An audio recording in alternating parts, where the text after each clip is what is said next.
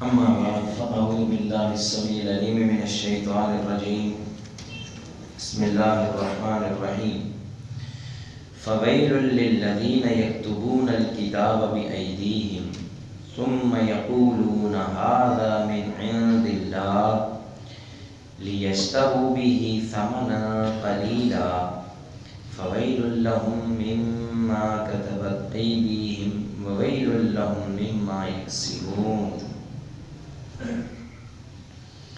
سورۃ البقرہ آیت number 79.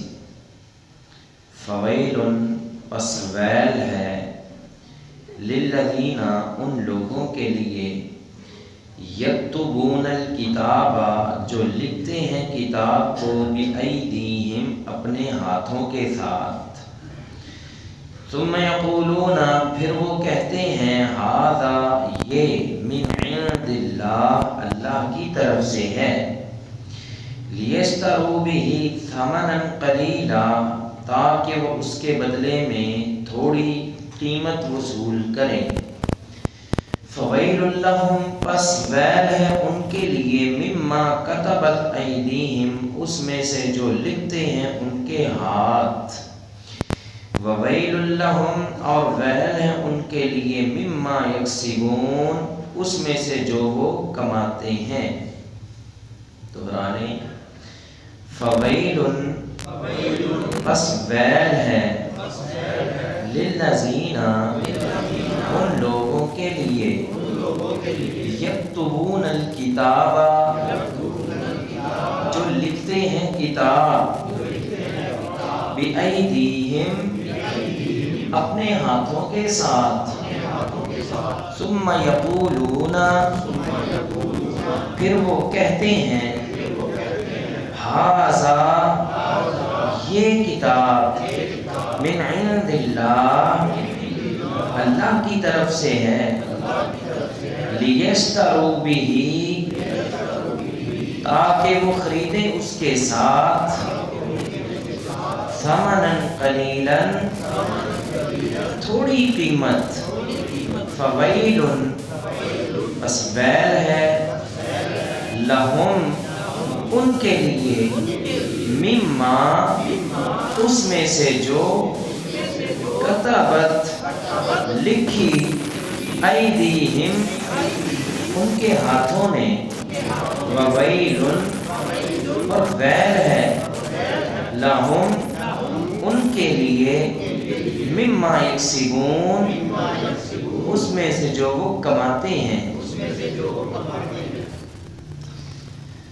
Foil للذین یکتبون الکتاب بایدیہم ہلاکت ہے ان لوگوں کے لیے جو لکھتے ہیں کتاب اپنے ہاتھوں کے ساتھ. یہاں بھی بات یہودیوں کے علماء کی ہے. ان کے علماء کیا کرتے تھے, کیا ہے ان کے لیے, اس آیت میں اس کا جواب دیا گیا ہے. فویل پس ویل ہے. ویل کسے کہتے ہیں؟ ویل کے دو معنی ہیں. کتنے معنی ہیں؟ دو. ایک معنی تو یہ ہے خرابی, تباہی, بربادی, ہلاکت. دنیا میں بھی ان کے لیے تباہی اور بربادی ہے اور قیامت کے دن بھی ان کے لیے تباہی اور بربادی ہے.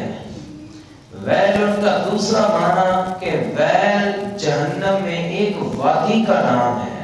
جہنم کے اندر بھی وادیاں ہیں خطرناک سے خطرناک, جیسے جیل, اور جیل کے اندر بیرکیں, اور پھر جتنا بڑا مجرم اس کی اتنی خطرناک کال کوٹھری. اسی طرح جہنم میں بھی طبقے ہیں, درجے ہیں, وادیاں ہیں. تو ویل جو ہے وہ جہنم کی ایک وادی کا نام ہے, جیسے غی جہنم کی ایک وادی کا نام ہے ویسے ویل بھی ایک جہنم کی وادی کا نام. اور جامع ترمذی میں صحیح ابن حبان بھی حدیث موجود ہے. آپ علیہ السلام نے فرمایا کہ ویل واد فی جہنم, ویل جو ہے وہ جہنم کے اندر ایک ایسی وادی ہے یحوی بہ الکافر 70 حریفا. فرمایا کہ اگر اس میں سے کافر کو پھینکا جائے اس وادی میں اوپر سے 70 سال تک وہ گرتا رہے تب بھی اس وادی کی تہ میں نہیں پہنچ سکتا۔ آپ اندازہ کریں کتنی وہ خطرناک وادی ہے، اور آپ علیہ السلام نے فرمایا اتنی خوفناک وادی، اتنی خطرناک وادی ہے کہ جہنم اس سے خود دن میں کئی مرتبہ پناہ مانگتی ہے۔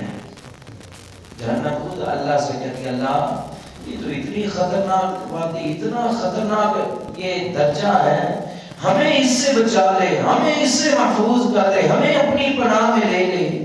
اتنی خطرناک وادی ہے جس سے جہنم بھی پناہ مانگتی ہے، اللہ ہم سب کو محفوظ فرمائے۔ تو فرمایا کہ فویل وادی ہے جہنم کی ان لوگوں کے لیے۔ یاد رہے کہ ایک اور طبقے کے لیے بھی اسی وادی کا ذکر ہے۔ کون سا طبقہ؟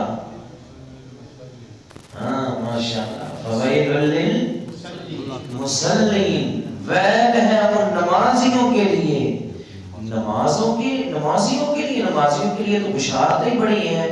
فرمایا الذین هم عن صلاتهم ساہون الذین هم یراؤون، فرمایا ان نمازیوں کے لیے جو اپنی نمازوں میں سستی سے کام لیتے ہیں اور اپنی نمازیں پڑھتے ہیں لوگوں کو دکھانے کے لیے، وَيَمْنَعُونَ الْمَاعُونَ، اور جو ضرورت کی اشیاء ہیں اس کو روک لیتے ہیں۔ فرمایا کہ ویل ان نمازیوں کے لیے بھی ہے۔ یہاں کس کے لیے ہے؟ یہاں کس کے لیے ہے؟ علماء کے لیے۔ کس کے لیے ہے؟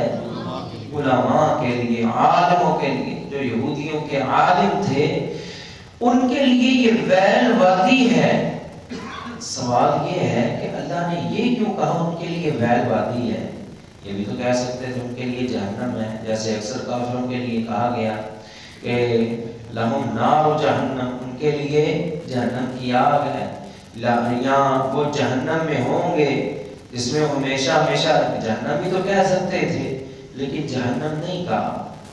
ویل کیوں کہا؟ تو اس کا جواب یہ ہے کہ اگر جہنم کہتے تو مانا ہونا تھا کوئی بھی جہنم کے طبقے میں پھینکا جا سکتا ہے۔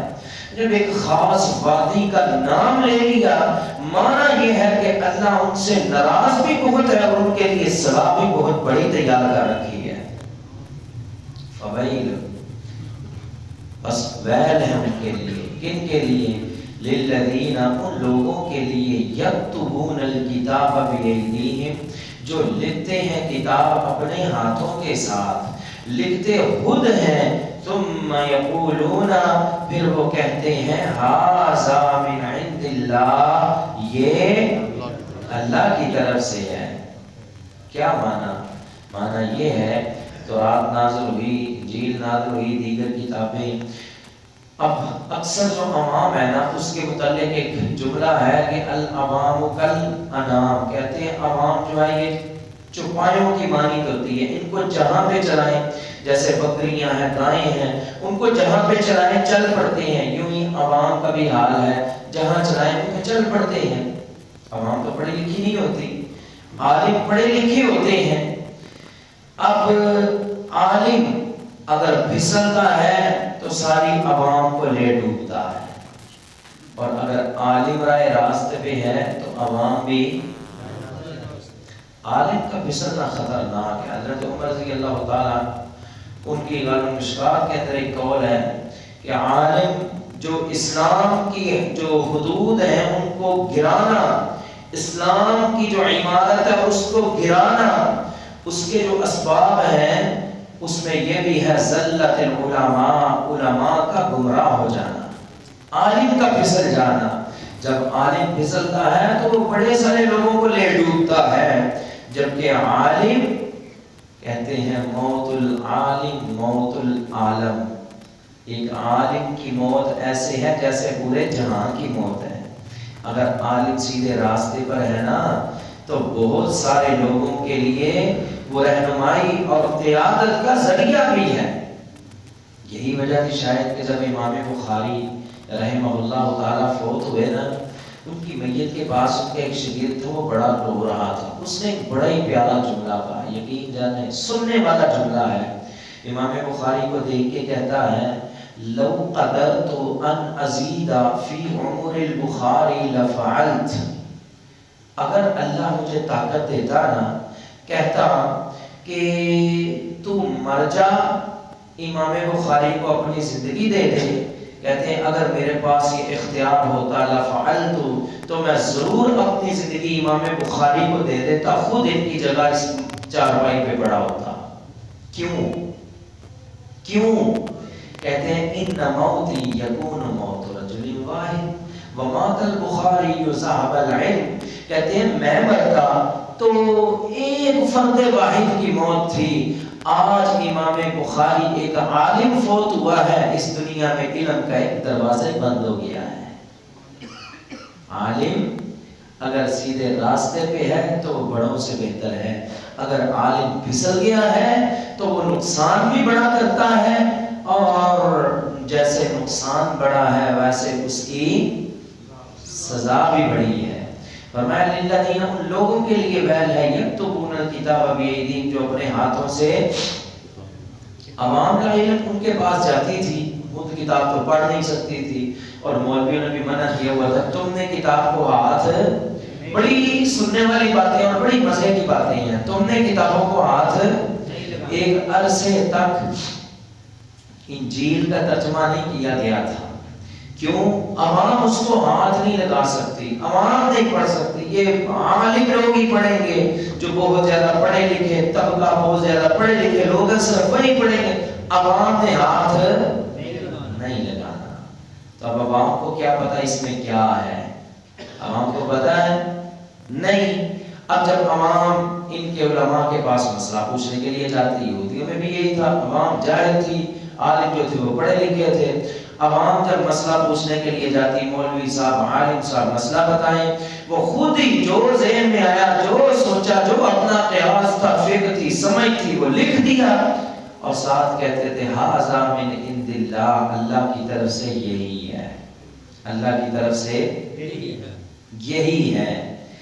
کام کیا ہے؟ لکھا خود، بنایا بولو، یہ بولنا پڑے گا، یہ بڑی کام کی باتیں ہیں. لکھا خود، بنایا خود، سوچا خود، نام کس کے لگا دیا؟ تو ان کے لیے کیا ہے؟ ویل وادی ہے. اس بات پہ پکے رہنا ہے آپ نے. ویل وادی ان کے لیے ہے جنہوں نے مسئلہ بنایا، لکھا خود، سوچا خود، تو نام لگا دیا اللہ کی کتاب کے یا اللہ تعالیٰ کے کہ اللہ نے ایسے ہی نازل کیا ہے، ان کے لیے ویل وادی ہے. اگلا بھی جملہ کلیئر کر لیتے ہیں، پھر دیکھتے ہیں ہمارا کیا حال ہے. وہ ایسا کیوں کرتے تھے؟ لِيَشْتَرُوا بِهِ ثَمَنًا قَلِيلًا، تاکہ اس سے تھوڑے بہت پیسے سیسے، کوئی جیب گرم ہوتی رہے، تاکہ اس سے جیب گرم ہوتی رہے، کوئی پیسے ملتے رہیں. اس لیے وہ یوں کرتے تھے، دنیاوی مفاد کی خاطر یہ حرکت کرتے تھے کہ لکھتے خود تھے، بناتے خود تھے، نام اللہ کا لگا دیتے تھے. اللہ کی کتاب میں ایسے ہی ہے. یہ کون کرتے تھے؟